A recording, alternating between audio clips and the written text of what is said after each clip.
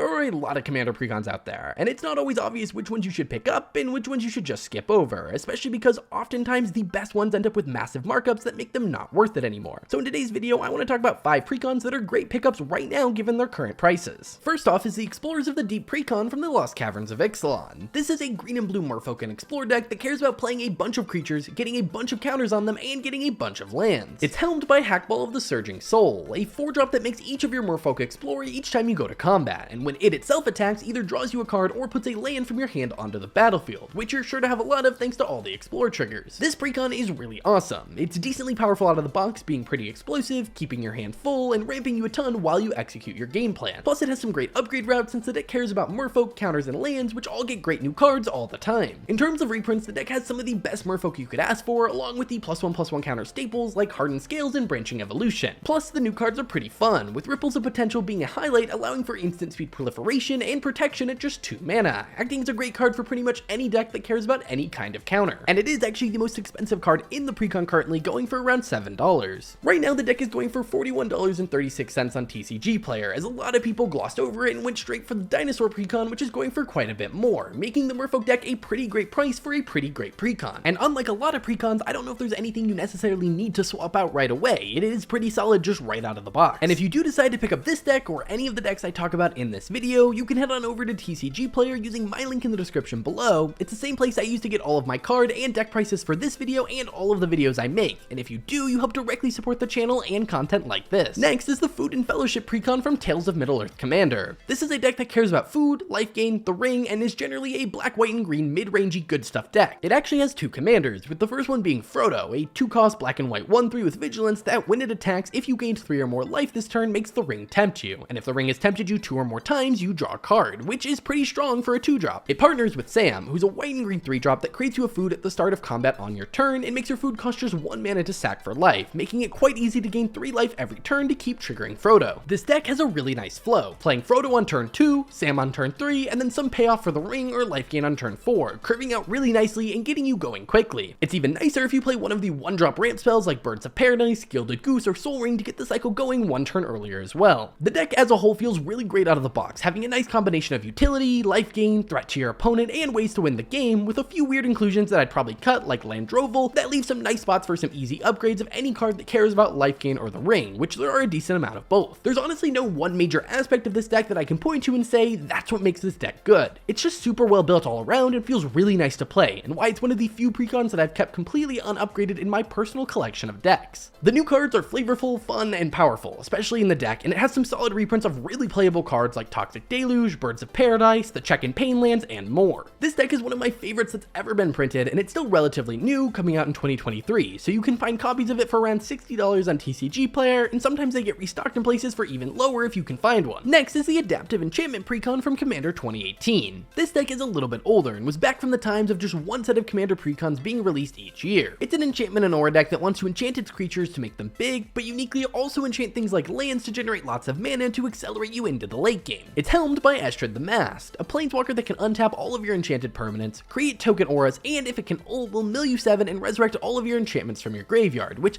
doesn't happen often, but if it does, will often just win you the game. The versatility on Estrid is quite high, as the Mask can go on things like lands to ramp you in combination with the +2 ability, and works well to allow you to be aggressive and then untap your stuff to defend Estrid, which is a normal problem that planeswalkers as commanders often face. Because the deck is a bit older, it is missing some of the cards we would expect in a deck like this today, like Arcane Signet or Setessan Champion, but there are a lot of solid cards in there that enchantment decks would want, like Eidolon of Blossoms, Enchantress's Presence, Bear Umbra, Tuvasa, and more. The most expensive card in the deck is Nylea's Colossus, which is going for $10.54 right now, as it's never seen a reprint and can get scary pretty fast in a deck like this. Of the 5 Precons on this list, mostly because of its age, it probably needs the most upgrades, but most of the additions are easy to get your hands on, and there's constantly new enchantment cards coming out, like Entity Tracker from Duskmourn, which is the perfect fit for this deck. Now, the reason I wanted to highlight this deck in this video is that the commander is very fun and one of the few Precons with a planeswalker at the helm that, in my opinion, feels good out of the box, because it can actually manage to not have its commander die every turn cycle. Partly because outside of the ult, Estrid just doesn't feel that scary, and so people often don't put that much focus on killing it and instead just make sure it doesn't ult. With its age, it does cost a little bit more at about $55, but if you're looking for a fun deck to put some TLC into, I really recommend it, as it's super enjoyable and is probably one of my favorite planeswalker commanders they've ever made, and the Precon gives a really solid jumping off point. Next is the Cavalry Charge Precon from March of the Machine Commander. This deck cares about knights, and more specifically resurrecting them from your graveyard. The deck is pretty unique in the fact that its commander is one of the few with Eminence, Sidar Jabari of Zalfir, letting you draw a card and then discard a card, also known as looting, anytime you attack with one or more knights, even if your commander is in the command zone. Eminence commanders are quite powerful because there's very little your opponents can do to stop that ability from going off. Now, is looting the most broken thing in the world? No, but having that extra ability, basically like an emblem from the very start of the game, means that you can start shaping your hand, and honestly for this deck, more importantly, shaping your graveyard as soon as turn 2. The deck also just plays very nicely, having you throw down a couple of cheap knights early and swing in with them in an aggressive manner, and while doing so, discard some of the more costly and powerful knights to be resurrected by Sidar's second ability to reanimate a knight whenever it hits. It also means that you can be pretty aggressive with your creatures and not care too much if they die in combat, since your commander can just bring them back. That ability lets you play like an aggressive deck early on, and then switch to a more value-based mid-range deck as you reach the mid-game. The deck itself is just really well built, from new cards like Chivalric Alliance and Herald of Hoofbeats to great reprints like Vanquisher's Banner, Adeline, and Hero of Bladehold. The deck itself is just really fun, and is another one that I've kept unupgraded in my personal deck collection as I really enjoy playing with it, and it can hold its own quite well. You can pick up the deck right now for just around $44, making it a pretty solid deal if you're looking for a well-constructed deck that can be aggressive in the early game, but also stick around to pack a punch later. Finally, it's the Creative Energy Precon from Modern Horizons 3. This is a blue, red, and white deck that cares about the energy mechanic and artifacts, trying to generate energy counters and use them to get value. And actually, it's one of 2 red, white, and blue energy precons that were released in 2024.